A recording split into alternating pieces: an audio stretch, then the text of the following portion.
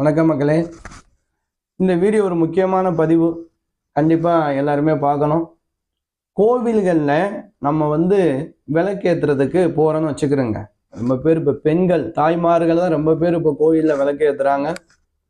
எல்லோருமே என்ன செய்கிறீங்க, விளக்கை ஏற்றி சுவாமிகிட்ட காட்டிட்டு சுற்றுறீங்க.